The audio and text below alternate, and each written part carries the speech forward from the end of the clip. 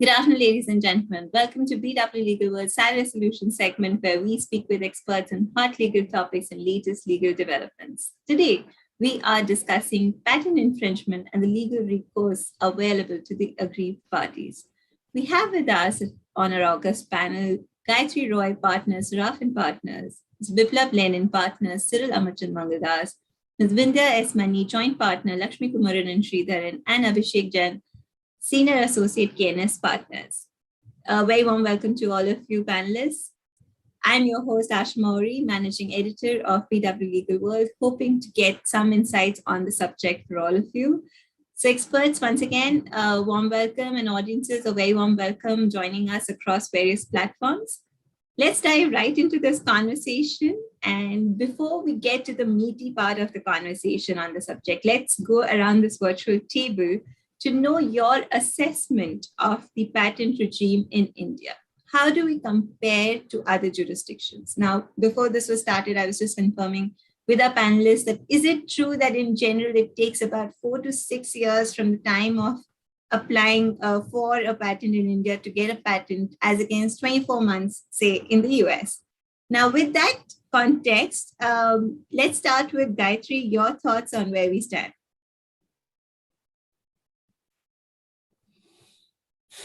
Okay, so my response on where our patent law is, the law is a very balanced law. I think it's got nuances, which in many instances you will find have come to the aid of the authority that has to decide the question in front of them. So the law is, in my view, very balanced and doesn't lean one way or the other. So that's a good thing, I think. In terms of enforcement, I think it's like you mentioned, delay is largely the issue, and the reason why there is delay, and what you're seeing in the new rules that have come out, the IPD rules, which are really very impressive, I think, the Delhi High Court IPD rules and the patent rules relating to patent suits, is that you are trying to take away a lot of that, the areas of delay by ensuring that attorneys on both sides agree to what is the minimum as to what the background of the technology is, where the real issue, areas of dispute are. And by doing that, you're able to avoid a lot of delay that, is entailed in the process. So rather than it being, an iceberg of issues, you're able to bring it down to perhaps a smaller pyramid of issues. And I think that will go a long way. Patent prosecution, I think a lot of steps are being undertaken, including increasing the strength, the number of examiners, the time, etc. taken. So you are going to see, I think we're taking assistance from foreign patent offices also, including with respect to our searches, etc. It's a matter of time. We need to, you can't suddenly become extremely savvy with a process which was not given, a law that was not given, for a long time. The patent law was there, but not an important aspect of our public policy. Innovation was not the thrust. There were other concerns that the country had to look after. And we are now at a stage of growth where innovation is being looked at. And it's perhaps the right time to do it. So given that, I don't think those are, irremediable situations. They can be better, and they will in time become better. Are we making the wrong comparisons is the question I would kind of like put to anyone who compares the US prosecution with us. Right. Yeah. Thanks, Gayatri. So taking that ahead with Biplab. Biplab, would you agree? We're comparing apples and oranges here. So what my thought would be that insofar as legislation is concerned, we are at par with any other country, be it US, UK, or any other developing or developed nations. But insofar as enforcement is concerned, in last few years, we have seen developments around the Commercial Courts Act, which has set the ball rolling in terms of timeline, which has been fixed under the legislation to decide a particular case. And now we have this IPD bench.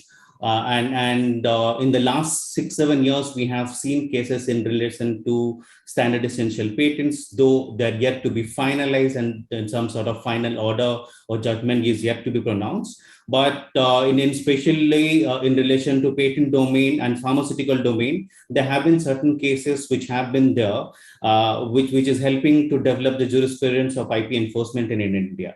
And insofar as pharmaceutical is concerned, I would like to just state that majority of our players are in the generic space, and only very few. There are very few players are in the innovator space. And I believe that the time has come that to create a regime which would give a comfort to the innovators to thrive upon. So I believe that in the last decade or so, there are certain jurisprudence which has been developing in the country insofar as patent enforcement is concerned, and that is very welcome. Right. Thank you, Biplab. Vindhya, coming to you, how far along, as Biplab said, the jurisprudence is currently? Ashima, to answer your first question, I think we may not be at par with other jurisdictions, other developed jurisdictions, but we're surely getting there. And one impediment I feel is that we're not going to achieve that status of being one of the favorite jurisdictions for patent enforcement if we're just going to concentrate in one high court. Delhi High Court has taken center stage. That's brilliant. Under Justice Pratibha Singh, we've taken long strides, but it's not going to be sufficient if we're just going to focus on one high court. In all jurisdictions, there will be one court which is developing into the jurisdiction to approach for a certain set of disputes. But this has to be emulated by all other high courts, because given the territory of the country that we have to have courts in all the major high courts have to step up to this. So I feel that will be the step forward. I think the IP division, which has now been set up only in the Delhi High Court, needs to be emulated in all high courts. States like Karnataka, where you have district courts, don't have original jurisdiction. The district courts need to step up as well and start addressing patent matters, frame certain rules to make things easier. Only then are we going to look at, India competing with other developed nations. With respect to jurisprudence, absolutely. I think now in the last few years, we're seeing Indian patent law open up in the sense that we're not just doing pharmaceutical patent enforcement. We're looking at agrochemical patent enforcement. We're looking at SEP patent enforcement. So we're definitely opening up medical devices. We're looking at other mechanical patents. So that is a step in the right direction, because otherwise, pharmaceutical patents tend to get, very limited number of issues. You're not looking at more nuanced issues. And again, Delhi High Court has been in the forefront, and in the coming years, I see more and more of this, different kinds of patents being enforced, and that will lead to richer jurisprudence, in my view. Right. Thank you so much, Vindhya. A great point on how we all need to step up to the plate.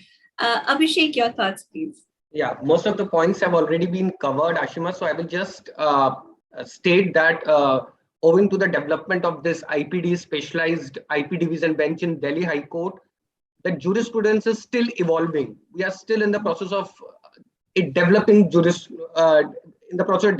jurisprudence, and most of the issues under the patent law have been settled, but there are still many issues. There are still many principles which have to be settled, which have already been settled in the Western countries like US and Europe.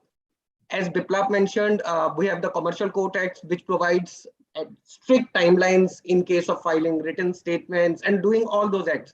The problem with the Indian jurisprudence, which I personally feel, is the implementation. So there is a lack of implementation. If we are going to implement it in letter and spirit, then we will be at par with the Western jurisprudence. Right, letter and spirit. Thanks, Abhishek. Thank you, panelists, for your opening thoughts. I'll come back to Gayatri to give us an overall sense of the patent law. Also, maybe what's patentable currently, Gayatri, and your sense of things. Requesting you to unmute, please. Yeah. Okay. Thanks, Ashima. Ashima, what I'm going to really kind of try to do in this thing, and I'm for the other panelists to then take over, specific areas that they want to contribute, kind of concentrate on, or kind of thing. I think what's the thing is that I'd like to give a high level view of, where I think the real issues are, and that's at patent infringement stage. I think at the patent prosecution stages, while very important in determining patent rights, I think it's the patent infringement stage where your position in competition in the market is really worked out and can have a rolling effect, which can last you over the full term of 20 years or perhaps cut it short rather quickly.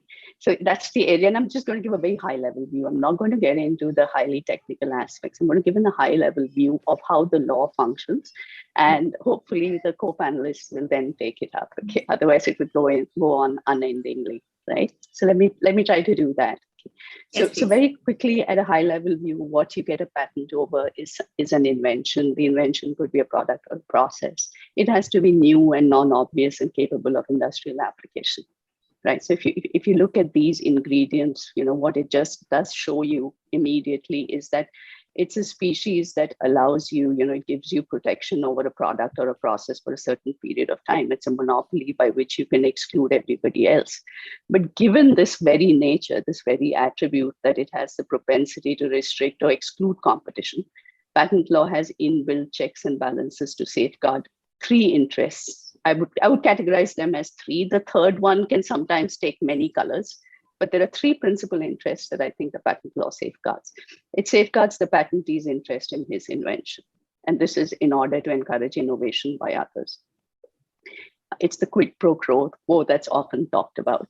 The second interest that it safeguards is the interest of the competitor, that the patentee and the patent should not be an entry barrier into the market, or should be an entry barrier in very limited circumstances. And the third area is that of public interest. And this is where access to innovation, pricing, government use, etc., come into play. So it has many colors. The third aspect has many colors, and one should be careful because the balance that has been drawn between the patentee's interest and the interest of the competitor does in a way take into account public interest. Therefore, the third category of public interest should be interpreted at its narrowest, because the first two in their tension look after public interest. That's my view at a very high level. Our courts have not yet, though I think in the Indoco case, in effect, this is what was given recognition to, that, the law as it's structured, if the patentee's interest and the interest of the competitor is balanced, then public interest will not usually come into play. Yes, so now going back to the next, aspect of patent infringement itself, it's the law where all of these three interests are often playing out. And they're playing out before a court of law. And the strategies that each party adopts is informed by these three interests. So whereas the patentee is pushing his interest of innovation, he's conscious of, he's defending his patented innovation against the competitor's interest of proving it to be invalid or to invoke an exception.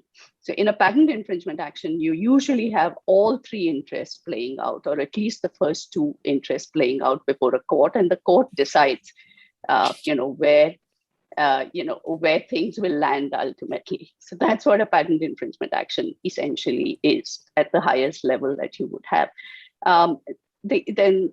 To appreciate this just a little, as far as the public interest is concerned, the consumer is absent. And like I said, it comes in the narrowest of circumstances. And I believe courts must guard themselves in not using the third limb or public interest too liberally. Because, like I said, the patentee's interest and the competitor's interest look after public interest in that sense. Right. And so then, so coming down, going a little deeper into it as to what is patent infringement, right? So it concerns, certain acts which have to be taken in respect of the patented invention. And this is key, because what this implicit in this is the fact that you can design around the patent. And that is the reason why it is such a litigious issue. And it is often a court that decides the advantage that you will ultimately have in the market. It is not, the judicial process is very important in order to realize the value of a patent. Right? At least to successfully prove your patent in a case, or to have people accept the strength of your patent, is very important in order to actually realize its advantage in the market. And because design around is possible, you have this whole body of law, which is the law and principles relating to claim construction. If it was simply a matter of literal, interpretation, maybe patent law would have been simpler. A lot of its complexity arises from the principles which extend it to variants as well. And I think my panelists will discuss purposive construction, and I would leave it to them. It's a detailed subject, and it can be gone into, but this is the area, because design arounds are possible, but patentee's interest is that the design around shouldn't in effect negate the entire value of the patent, recognized in part by courts in certain circumstances, and therefore you have this entire area of law which is developed around claim construction. And so now, if a patentee is successful in showing, as a part of the process of claim construction that the defendant's product falls within its claims, does that end the matter? No. There are further checks and balances in the patent law. One of the first is that the defendant should have actually undertaken the acts that are restricted to the patentee. So if the acts are not restricted to the patentee, or the patentee has consented either expressly or impliedly, so all your laws of acquiescence, estoppel, exhaustion, all of them will come into play. So that even if you fall within the claims, that's not the end of the matter. There are more aspects that need to be shown, and that is that the defendant has undertaken those acts.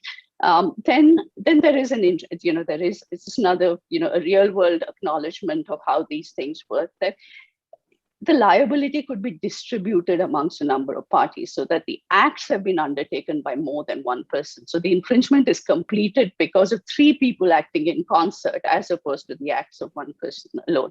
And those are more complicated questions as to whether that is patent infringement or not, particularly if some of the acts have taken place in another jurisdiction, which often happens. I think in the electronic space, you will find that to be a highly relevant aspect. Sometimes in pharmaceuticals also, particularly where you look at X works, where the product has been sold. If it's sold X works from a foreign jurisdiction, is it sold X works from India, where the sale has taken place? All those questions do come up in evaluating infringement. Then I think let's assume a patentee is successful in crossing all of these. Then the defendant, has a whole area of exceptions to rely on. One is the nature of use, and government use is accepted. Government use, is accepted from infringement. As far as medicines are concerned, not only government use or dispensaries and government hospitals and government dispensaries, but also third-party dispensaries can be exempted by the government from infringement in the event that they are their functions qualify as public services. So the amount of free service or the amount of subsidized service that hospital gives would be relevant in getting benefits under the Patent Act exception. Then there's the well-known Bolar exception, where a competitor is planning to launch in another jurisdiction and is taking a lot of steps towards regulatory submissions. Now, the interesting thing is it's not non-commercial use like the R&D exception. It can be with a commercial purpose, but it's certain steps of that which are covered in exceptions to infringement. And then the last aspect is invalidity. So it is also an exception. So what you would see from all of these, all of these points that I've discussed is that it is a complicated process to determine patent infringement. Given that, and given it's a combination of a technical and a legal question. On the legal side, complicated issues of interpretation can and do often arise, given the import of what a patent can do or an injunction can do in this area. It is complicated question. It is extremely important that the procedure is an efficient one. And and as correctly mentioned, right? It can't just be the Delhi High Court. I think the procedure which says that both parties should agree, like the technical primer, for instance, is a very useful tool in reducing delay, so that parties can accept what is not in controversy, right? And if you had a system of costs, if you delay the proceedings, that would also obviously help in deciding what is not in controversy. And having a claim construction process, claim construction hearing before the actual trial is also very efficient in determining the area of controversy. So if the area of controversy can be restricted, you can account for the complexity of the process, and at the same time try to achieve some level of speed. And it can be done across jurisdictions. I think if one reads the rules, you understand the wisdom in them, and think it can be adopted. We're not going to be specialists or super efficient on day one. It's going to take us time, but I think it's time to make that start. And I think that the last thing that I will end with, and I think that everyone has to be conscious of this, is that what our law is structured is that simply a grant of a patent is not a fait accompli. And in this, it stands different, it's treated differently from trademarks. even designs, registered designs, just given the sheer monopoly or competitive edge that you can enjoy as a result of the patent. And most of the value of a patent is really determined in its enforcement. And consequently, I think if the country can pay attention to this area and make it robust, it can encourage innovation, but balance it with the interests of competition and public interest, not at the risk of competition or at the risk of public interest. Right, Gayatri. I'm sorry to cut you here. I'll have to go around the table, but thank you so much, Gayatri, for giving us an overview. It's great to set the context of the conversation. For some of our attendees, we'll break this down further with Vindhya now. Vindhya, let's hear from you on what Gayatri has already talked about, infringements in various 3 limbs that she mentioned. What's your sense of what an infringement suit is, who can file it, where it can be filed? Let's begin there, and then I go over to Biplab for more. Thank you, Ashima. And like Gayatri mentioned, I think she's set up the overview of a patent infringement suit. But the point that I just go back to what I just said, it can't be just the Delhi High Court. So I believe many of us wouldn't be aware that, you could file a patent infringement suit even before a district court. So, I think that is something that we need to understand the law. The law doesn't mandate that it should be before the High Court. Yes, pecuniary jurisdiction, if it permits, you can go before the High Court directly, the original High Courts, the High Courts with original jurisdiction, but you can file a patent suit in a district court. I mean, this is very important for startups. I mean, the startups wouldn't want to spend as much, go to High Courts, brief senior counsels. You're looking at a lot of costs, and, you're not looking at a very, short period of adjudication. Even at the interim stage, we're looking at, in certain matters, certain very technical matters, you're looking at about 6 to 8 months just, for the adjudication at the interim stage. So, considering all of that, I think one point to remember is that the High Courts need not always be the choice of jurisdiction when you wish to file a patent infringement suit. And another thing that we need to keep in mind is that when we're approaching any court, unlike trademarks and copyrights, the jurisdiction in terms of a patent infringement suit is where the cause of action arises or where the defendant resides. So looking back at Section 20 CPC, we don't have the additional advantage of filing a patent infringement suit where the patentee resides or where the patentee is carrying on business. So those are the 2 aspects as to where to file. Now, once having filed the patent infringement suit, thanks to the patent suit rules framed by the Delhi High Court, we have now a structured way of how a patent infringement suit is going to be adjudicated. There are 3 different kinds of case management hearings. There is going to be different briefs that are going to be submitted. So it's not just limited to the pleadings where you file the plaint, you file the written statement, you file the replications or your replies to your interim application. You're going to be filing primers and briefs, which is going to assist the court. One thing here that I would like to point out is that somewhere I believe, the moment we have patent matters, because of the technology involved, the complexities involved, generally pharma matters, my sense is that, a little bit more easier because the non-infringement is not a question in most of these cases. The generics are admittedly making the same compound. There, the question becomes challenging the validity of the patent. But when you're looking at other, whether it's SEPs or agrochemicals or medical devices or any other field of technology, non-infringement also is a defense. So the defendants are not just saying your patent is invalid and we're making the same thing, but they're saying, no, we're making something different. So, that adds a level of complication in my opinion. And therefore courts need to, restrict the experts that, the courts are now tending to appoint experts. We had the Sotofin case by Justice Sanjeev Narula, where he appointed an expert from the IITs. We have many other cases where the courts are leaning towards appointing experts. But I think one point that we should note is that ultimately the claim has to be construed by the court. And that exercise should not be left to experts. Experts should only opine on the factual, on the technical aspects. And even when experts are appointed, I think it's important that both the parties come together, they frame a term of reference, which is happening currently in a matter before Justice Jyoti Singh, where she is wanting a term of reference to be drafted. Those specific questions will be put to the expert. So the expert's role is also going to be limited. The actual adjudication, the claim construction which is actually a Markman hearing in the US. They call that a Markman hearing. We should have that hearing here.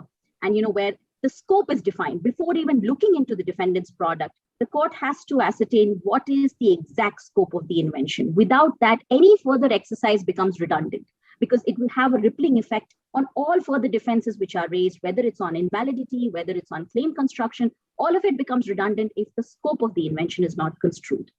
Another aspect is when you come to the defenses that are raised. Now, even with the limited defenses that Gayatri just pointed out, we have, the Ebola exemption, we have, government use, but certain aspects like stockpiling, it's still undecided in India. We don't know whether India is a regime which is going to permit stockpiling. Of course, the Ebola exemption protects you from filing for a regulatory approval, but can you have a stockpile without letting it into the market? Can you do that? There are jurisdictions which are far more advanced in the US and the Europe. There are far more nuanced concepts of stockpiling, when it is allowed, when it is not allowed. But in India, we need to discuss all of these. So even the defenses, we have certain defenses, but there can be nuances in that. For instance, even when the defense is claimed, you have parties who are claiming, who want to know where all have you filed for regulatory approvals. Now, in that case, the defendant may not be willing to share that. There could be confidential information involved in that. So then the concepts of confidentiality club comes into the picture. Another feature that I think is very, very important in patent law and which has been included in the rules is hot tubbing. Because, this is extremely technical matters. You'll have two technical experts with wonderful CVs and with wonderful, backgrounds coming and telling you two opposite things. Now, how is a court to decide that? So then you have something called as a hot tubbing, which is basically putting the experts together, asking them questions at unison, whether the parties have framed those questions or whether the court wants a clarification. So those are the kind of, important tools or mechanisms that we need to involve in a patent infringement suit so that the decision becomes easier for the court, but at the same time, it is a decision that they're taking once they have all the factors combined before them. So I think that is key, in my view, to ensure that patent infringement suits are adjudicated well in India. Right. Thank you, Vindhya. Quite some things to soak there. Biplab, coming to you, as we understand from where we are currently, that the fundamental principle of patent law is that patent is granted only for invention, and it has to be new, useful, novelty, and the utility of it is goes into a consideration. Now, coming back to you on the pharma side of things, how is pharma infringement, by way of an example, what are the current issues that you see in that area for patents, and how are they being dealt with? Sure. So usually the claims are categorized either as a product or in terms of pharmaceutical, it's a formulation, or it's a process, or third, it would be the product by a process. So in first cases, in cases of product or formulation or product by process, the burden of proof is on the party who is ascertaining infringement. And in rest of the cases in process and in case of a counterclaim, the burden shifts to defendant. In case of a process, first the plaintiff needs to prove that the products are similar, and then the burden shifts to the defendant to prove that the process used by him or her is different than what has been patented. In terms of a pharmaceutical patent, the claims are usually, usually in any patent, claims are considered to be the most important part of the patent. And in a complete specification, the description is followed by the statement of claims. And since the claim constitutes the legal part of claiming the protection of the patent rights, the construction also plays a vital role in identifying or in evaluating the infringement or the validity. In pharma or chemical patents, these are considered as called as Marcus claims, which refers to a particular chemical structure, which by means of symbols indicating constituent groups. In such claims, one or more part of the claim compound comprise of multiple functionally equivalent chemical entities. For an example, the claims would be that a pharmaceutical compound of a formula ABCD, wherein A is selected from a particular alkyl or alkenyl or a cycloalkyl constituent. So that is how it is. And with the chemical structures, it is often possible to use many substituents in a given structure. And the resultant that you have ranges from few numbers to few hundred possible formulation. and each possible substitution could be a different substituent. And there are often changes in the substituent group that do not change the original use of the compound. So Marcus type of claims allow innovation to be patented in terms of chemical or pharmaceutical or biotechnology related inventions. And when a new organic compound that has novel structure never obtained before is invented and can have many substituents that could be used, one can effectively group this particular substituents in a Marcus type of claims. Though, as Vindhya rightly said, the first step of an assessment of a patent infringement is to determine the scope of right conferred by a patent, which must be ascertained through the construction of claims. For the purpose, the claim is required to be read in light of the description provided in the specification. In Merck versus Glenmark, the Delhi High Court held that the scope of the patent depends upon the nature of the claims made and the enabling disclosures specified by the patentee in the specification. So usually the claims are matched with the product or the process. So that is what happens in a general patent infringement analysis. However, when it comes to interpretation of a purposive, when we talk about purposive interpretation, the courts have held that it is not that you are going to compare simpliciter claims versus the product. You will have to give a purpose to it. And in case of, if I remember so correctly, TVS versus Bajaj, it was held that while assessing an allegation of an infringement, what must be examined is whether the infringement has taken the substance of an invention, ignoring any addition or any omission by the defendant in the product. In cases of in the case versus Merck versus Glenmark, it was held that it is not that mere composition of a chemical compound is going to be analyzed with the compound of the defendant's product. It has to be seen as to what the nature of the product and what the purpose of the product is. And in also Rose versus Cipla, Delhi High Court observed that there might be a number of cases where the alleged infringed product does not completely correspond to what has been claimed in the patented invention. The court recognized that the product may seem to have substantially containing the patented product, but also contain some other portion or the variants. The court held that in these kind of infringement cases, the rule of purposive construction can be applied, and no pith and marrow of the gist or the main component of the invention has to be analyzed vis-a-vis the defendant products. So that is how it's been in terms of patent infringement analysis. Right, Biplab. Since we have a question on the pharma sector, instead of coming back to it later, I think I'll take it up currently. The question is from Mr. Sumit D. He's asking, with respect to pharma sector, could you discuss Section 3D and evergreening issue in India? So this has been a settled matter. So evergreening. So what used to happen is that if you patent a particular molecule, you would continue to file multiple applications in so far as to take benefit of that molecule, and so that is what the concept of evergreening, that a particular company or an organization file multiple patents in order to ascertain right over and above the 20-year period. But that has been settled that the new compound has to be efficacious, so as to not to come under the Section 3D or under the infringement. Right. I hope, Mr. Sumit, this answers your query. Thank you so much, Biplab. I will now, go over to Abhishek. Abhishek, what is your sense on what is not considered infringement, and then we look at some of the recourses, say damages and revocation. Right.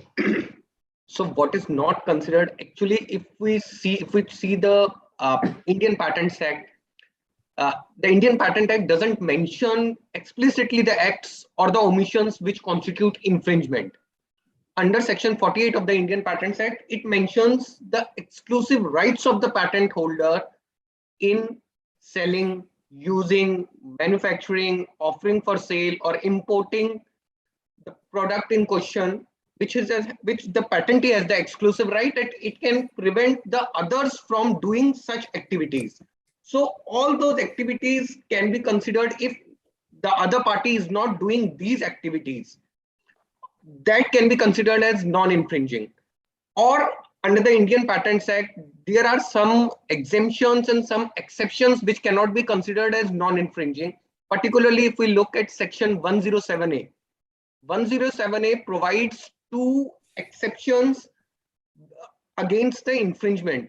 The number one is if a particular, supposedly in the case of a pharmaceutical sector, if a generic is exporting the drug, or if a generic is manufacturing the drug, using the drug in question, or obtaining the requisite regulatory approval in India or outside India, then they can very well use that patented product and they are exempted from the acts of doing infringement.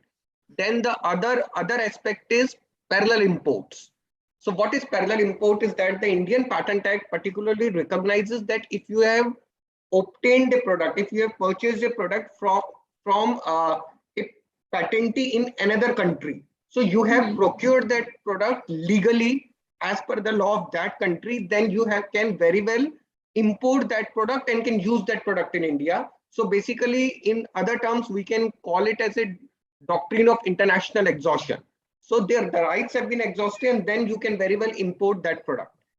Right. And there are then under section 47, there are some acts which cannot be considered as infringing, like if I am using for my research and development purposes. So this is a particular, under the Indian Patents Act, it's an exception, or you can say an exemption, or that you are not infringing, or the government is using it for government use, particularly in pharma sector, as we have already discussed. If government is using the medicines, if there is a need in the market to use the medicines at a cheaper price, then government can very well do it, and that government will not come under the ambit of infringement. Right. Then coming back to damages, the jurisprudence in India is not as such evolved in case of damages as it is in the Western countries. So there are very few cases where actually there has been a calculation of damages, how the damages have to be calculated in a particular case. We have very few cases. There have been damages have been granted. The plaintiff or the patentee has been able to obtain damages, but the calculation is still not clear. There was a recent case of Philips, if I'm right, in a design infringement suit, where there was a beautiful table was provided by the court on the calculation of damages, if it's a first-time infringer, if he is subsequently infringing again and again. So a sort of calculation was done. But if we see how the damages have been, how the parties have been able to obtain damages, then I can divide it into direct, indirect, and the punitive or the exemplary damages. So what happens in case of a direct damages, if the court held that the other party is infringing the product, and then how the court calculates, they calculate supposedly if the infringer was not in the market during that particular period. So how much profit that patentee would have earned. On the basis of that, they give the damages to the patentee. Or supposedly if the infringer was my licensee, and I would have given him a license during that period, for that period where he has committed that act of infringement. So for that particular period, I would have obtained some like 6% royalty, 7% royalty for the net sales done by the infringer. So on that basis, the court also calculates. The other is, which is very, very rare, the indirect infringement. So what happens, indirect damages. What happens if the court in those cases, which are very rare, calculate damages on whole of the infringing product, even though only one component of that infringing product is being infringed. So there can be 7 components in a particular product, and only one of those components is being infringed or is coming within the scope of my patent. Even then, the court can held and grant damages on the sale of the whole of the product, which constitutes A, B, C plus D. D is the only infringing product. Then the last one is the punitive or the exemplary damages which are given. These are particularly given to deter persons that if you are committing an act of infringement, it's particularly as a common term, generic term, punitive. If you are committing an act of infringement, it should hold the subsequent infringement a deterrent for them not to infringe my patent rights. And these, particularly to mention, these all particular damages are calculated or are come into picture as and when the patent application gets published. So it's not the case like supposedly after 5 years my patent has been granted, 5 years from the date of publication, but those calculation of damages will be from the date of backdated from the date of publication, for the very reason that the infringer cannot say that I was not having knowledge of that particular patent application. That was in domain at the time of the publication of the patent application. That is why accordingly the damages, only the damages are calculated from the date of the publication. Supposedly the infringer was in the market even before the grant of the patent. Right. So that is all about the damages and what acts constitute non-infringement. Right. Thank you so much, Abhishek. Very well defined and described. Thank you so much. Vindhya, coming back to you, we wanted to know more on SEP litigation that you had mentioned, standard essential patent litigation as it is. What is that, and where can these be filed? Who can file SEP grievances? So, Ashima, SEPs are just like any other patents, just on a higher pedestal because they're so essential for that field of technology. For instance, you have this most in the electronic fields, in the electronic technology, you have certain patents which are so essential because they become the standard. And these are, of course, standard organizations which demarcate them as the standards. So in addition to having granted patent claims, comparing them, construing the claims, comparing them with the infringing product, you also have to compare these claims to the standards set up by these various standard setting organizations. Secondly, in SEP patent infringement suits, you're not just looking at an infringement and damages and, punitive, exemplary, all of that, but you're also looking at FRAND licensing, how you can license the patent. What are the terms on which the licenses can be issued? How are they reasonable? And here also another important feature is you're looking at a lot of confidential information having to be presented before the court. So this concept of confidentiality club came into being because of SEP patents, because in order to determine whether there is, FRAND licensing with one particular defendant, there is a need where you want to know how did this patentee license to another entity. So for our audiences, FRAND would be fair, reasonable, and non-discriminatory. Correct. Fair, reasonable, and non-discriminatory terms in which you have to license the patent.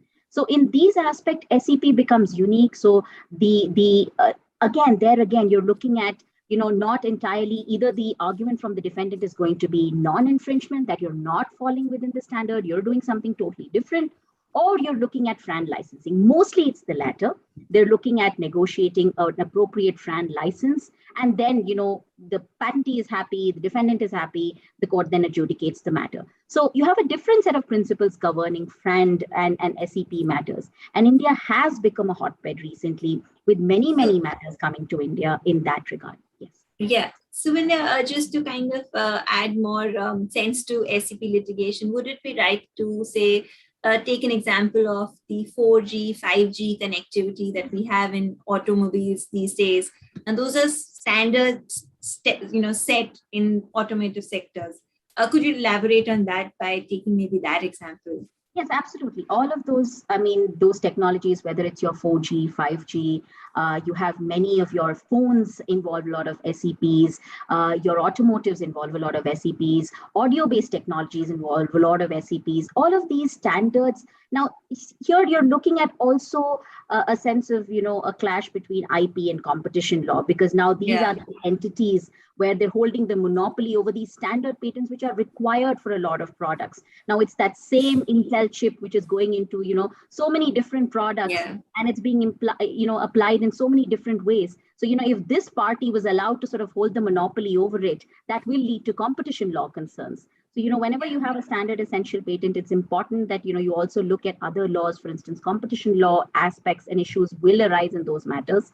And how do you resolve that? So you're looking at giving the standard essential patentee a monopoly, but ensuring that the knowledge and the technology is disseminated and is put to use for the general betterment of the society. That's ultimately the principle that is driving SEP patent litigation.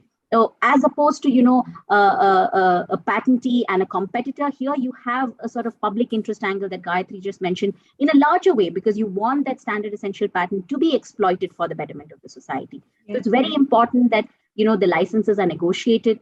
The court takes, a cognizance of the terms that have to be decided. So here you're looking at, not just technical experts, you're also going to be looking at economical experts. So you will have, people from the economical field, with their finance degrees and their specialization in those aspects, and how, there could be differences in licensing between jurisdictions based on, the sale of the product, or based on the application of the technology. In certain jurisdictions, there could be a higher premium. In certain jurisdictions, there could be a lower premium. So you're looking at not just technical aspects, but you're also looking at economical aspects. So in that way, SEP litigation is a niche and very, very interesting, because it's looking at not just patent law and technical aspects, but looking at many other aspects and many other laws in the fold here.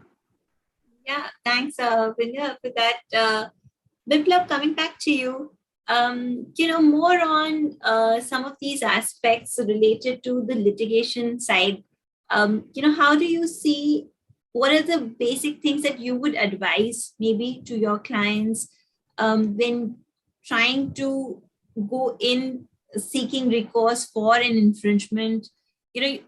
So far we've talked about, how long it takes, what all you need to prove, what is the claim construction, but really breaking it down into, say, 2 or 5 steps essential when considering how to go about maybe a suit.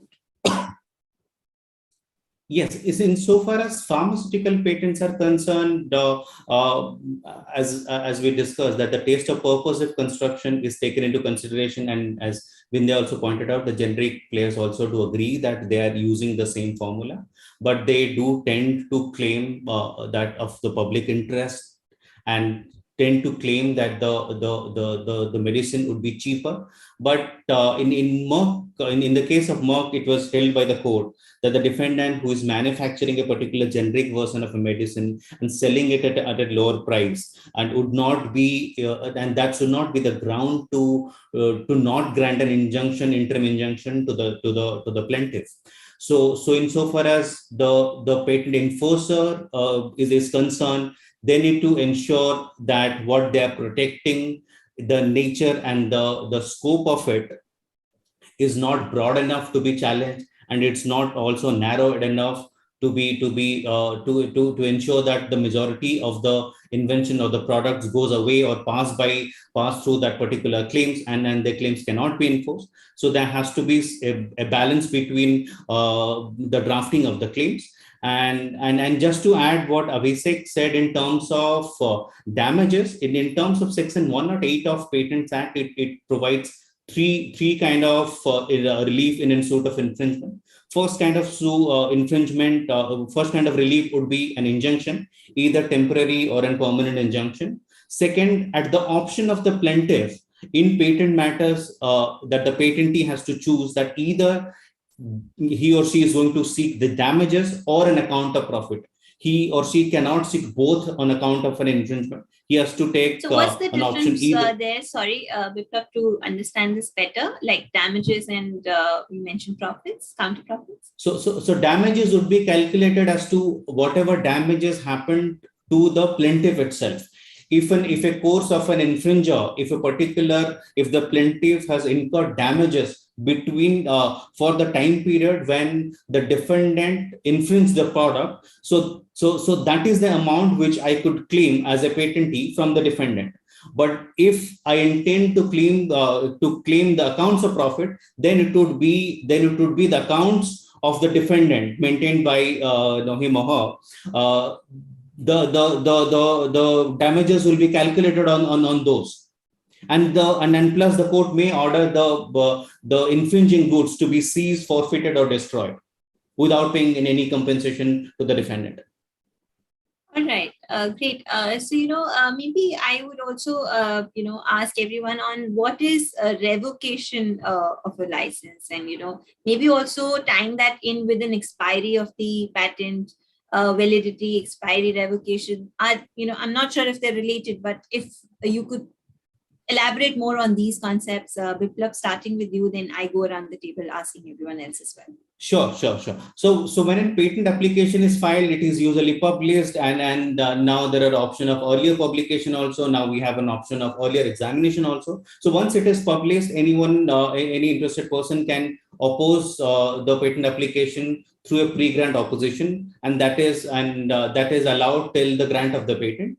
And once the patent is granted within 1 year period, they have an option of post-grant opposition. And after that period and during the terms of the patent, any patent can be challenged in terms of section 64, which provides certain grounds that this should not be patented, the patentee does not have the right to file the patented, the disclosures are not enough, the patentee has not disclosed the updates about foreign applications, and the grounds provided in section 64. A revocation application can be filed at any point during the substance of the patent before before High Court or before IPAB, and as now the IPAB ceased to exist, it can be filed before a High Court, and a patent can be revoked during its term. Right. Abhishek, coming to you on this, what's your sense of how things are in your experience? Any matters that you've seen actually courts actively revocating any licenses? So basically, the word revoke, as I understand it, it's a generic word to remove something. That's it. So revocation of a patent basically means to remove patent from the register of patents.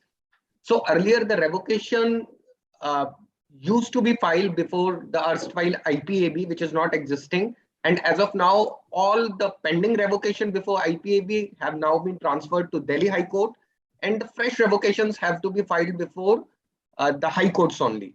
The other way of this removing the patent from the register is when the plaintiff comes up with a suit for infringement, the defendant has the right to file a counterclaim seeking invalidating that particular patent. So it's as we had discussed, a suit for patent can be filed before a district court as well as before a high court, which have the original jurisdictions. So basically there are 5 high courts: Delhi, Bombay, Calcutta, Madras and Shimla, which are having the original jurisdictions, where depending upon the pecuniary jurisdiction also you can directly file a suit for infringement. Otherwise, you have the option of filing a suit for infringement before a district court. So before a district court, as soon as the defendant files a counterclaim seeking revocation of that patent, that particular infringement suit automatically gets transferred to the High Court. For the very reason that High Court has the requisite, you can say, expertise in dealing issues which are relating to the technicality of the patents and judging the validity of the patent in question. So there have been, and because the IPAB has been abolished, now the Delhi High Courts or Delhi High Court or the other parallel High Courts have the, because of this development, they can very well judge on the revocation pertaining to a particular patent and the suit for infringement. Like I appeared before a matter in the Delhi High Court, so where that revocation, which was already pending before IPAB, was transferred to High Court, and a suit for infringement was already going on. So now the Delhi High Court has the benefit of clubbing those revocation as well as the suit for infringement, so that the matter can proceed as a whole. And I don't remember exactly the patent numbers where the patent have been revoked, but there are cases where the patents were earlier revoked by the erstwhile IPAB. Right. Thank you so much, Abhishek. Thank you for taking us through the process. I do have another question, but that's kind of on some of the questions from our attendees. That's on copyright and dynamic injunction relief possibility in essentials. I'll just go over these questions once, panelists. Just let me know if something related to patent can be discussed. At this moment. Otherwise, we'll come back for these questions maybe at a later time. So the question reads as follows. The practical enforcement aspect, criminal or civil here, of copyright violations while playing of songs in parties by all and sundry for commercial purposes. I understand this is copyright, so we're not dealing with it right now. A dynamic injunction relief possibility and essentials. Would this be would this apply to patents as well? Not really, Ashima, because dynamic injunctions we're looking at, especially pirated websites, infringing domain names. You don't have to keep coming to the court. Courts have come up with dynamic injunctions. That is, you just submit a list of these infringing websites or infringing domains to the joint registrar, and then those will be taken down by the authorities. So dynamic injunctions, not really in the sense that it is a specific IP, but mostly that we see in copyright and trademark infringement, not so much in patent. Yeah. Right. Thank you, India. Next one is derivative data issues in gaming, etc., where servers are outside. Now, would this be part of patents anyway? Not really. Again, I mean, if there is technology involving data, involving gaming, and whether there is an issue of whether it's merely a computer program, because in India we have what is called a Section 3, which is very, very important. Those are absolutely non-patentable subject matter. So if there is that kind of an issue involved, probably you're looking at something on patents, but otherwise not really a patent-specific topic. Right. So the last one is India being placed in special 301 report watch list of IP, unfriendly and no solution as of now, driving away entrants. So I see something missing here, but if you get the sense of the question, are we on the watch list of IP unfriendly list, and is there a solution for it? This is not something new. It's not that, suddenly we've been put on this list, and we have been on this list for quite some time. But it's also because, we have not been a very a well-known IP savvy jurisdiction, and, the issues that we discussed with enforcement.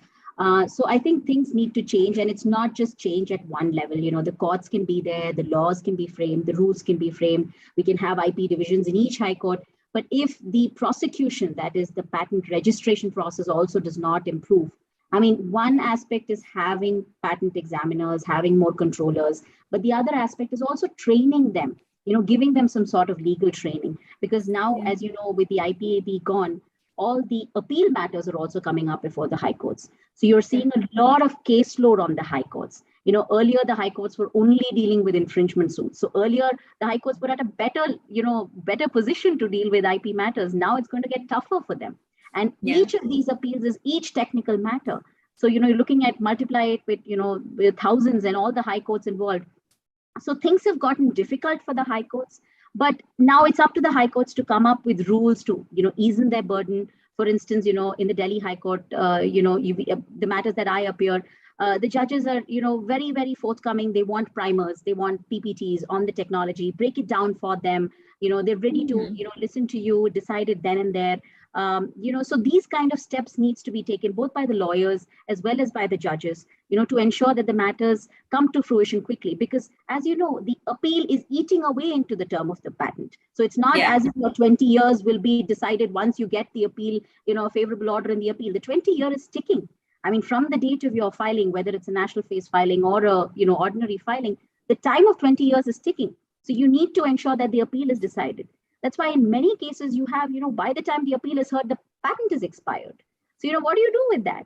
So, those kind of things. So things are going to get tougher, but it's going to get interesting because at least the Delhi High Court is open to many, many suggestions and many, innovative principles. They're open to that. And I just hope, I know it's my sincere hope that all the other high courts join in, and then we'll see some movement. And I'm sure, we can do, soon enough, we can do a lot to get off that priority watch list. Right. And Vindhya, I think while we were speaking offline, you had mentioned that since we're being termed unfriendly, it's good to note that one of the courts really gave an order, even though there was 1 week left to the expiry of a patent. What happened there, if we could hear from you very quickly? That's the Sotifin case that I mentioned earlier as well, adjudicated by Justice Sanjeev Narula of the Delhi High Court. I mean, the patent was expiring, I believe, mid of March 2022, and early March the order came, and the court ordered that there was patent infringement and granted an injunction, an interim injunction, of course, not post-trial, pre-trial. But, the sense was there was an argument in that matter, in fact, that, let's just decide this on damages. What's the point? The patent is going to get expired. But Justice Sanjeev Narula, put his foot down and he said, no, that is not what the law says. Just because the patent is getting expired doesn't mean that the patent gets, kosher. I mean, it has to be decided. If there is an infringement, it is an infringement nevertheless. Merely because you're choosing to infringe at the fag end of the patent term doesn't make any difference. Another nuance that decision introduced was the parallel imports that Abhishek touched upon. Yeah. In fact, in that, there was an argument on parallel imports because the defendant said what we are making. So this pertained to dollies. These are like multi-level car parking, mechanisms. That was the invention.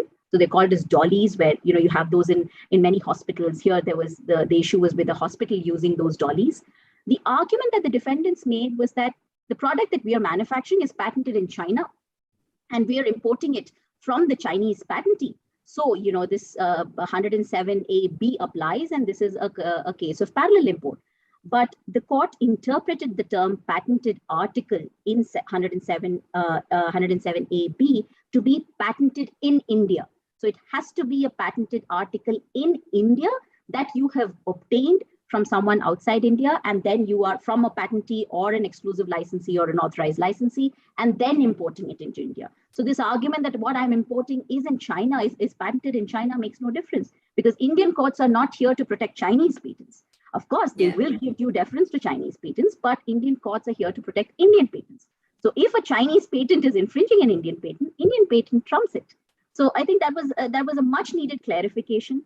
And so a very interesting order that came and clarified a lot of aspects, and still a lot more, left to be decided, because that was one decision that I thought didn't touch upon claim construction, where, a scientific advisor was appointed. So I have my issues with that decision as well, where, I like that decision, and on many fronts, there were issues because there was a scientific advisor, and the scientific advisor was asked to comment on, whether or not there is infringement or not. There were 17 out of 19 elements were infringing, those kind of consideration. But I would have hoped that the court went into and construed the claims first. We need to have that Markman hearing. And I'm very glad that that aspect has been touched upon in the IPD rules and the patent rules. So we're going to have a claim construction hearing, and courts are going to, focus on that, which is, according to me, the most important aspect in a patent infringement suit. Right. Thank you so much, Vindhya. Biplab, closing with you, with your closing comments on, we see a lot of improvement going on, and I think we're headed on the right path. So what is your closing comment on this? See, matter relating to IP and specifically patent, as because there's a limited time period for its enforcement, should be tried and heard and disposed of in a very speedy manner. But it has to be done, from a merit perspective as well. I agree with Vindhya that though we have this IPD division in Delhi High Court, this has to be replicated across the high courts, and the jurisprudence in terms of IP enforcements needs to be developed to provide a conducive environment to the innovators. And insofar as pharmaceutical patents are concerned, that the balance between affordable healthcare or public interest and exclusive rights granted to a patentee needs to be maintained. And at this juncture, IP enforcement regime is required to be robust so as to provide a conducive environment for innovators to thrive. Right. Thank you so much, Biplab. Thank you so much, panelists. Abhishek, Vindhya, Biplab, thank you so much for joining us today with the great insights into the workings of IP regime in India. It's been a pleasure to have you, and whatever questions I'm still getting, we'll probably post them to you for your comments offline. So thank you so much for being here today. A very happy weekend to you. Thank you, Ashima. Thank you. Thank you, Ashima. Thank you, PWL.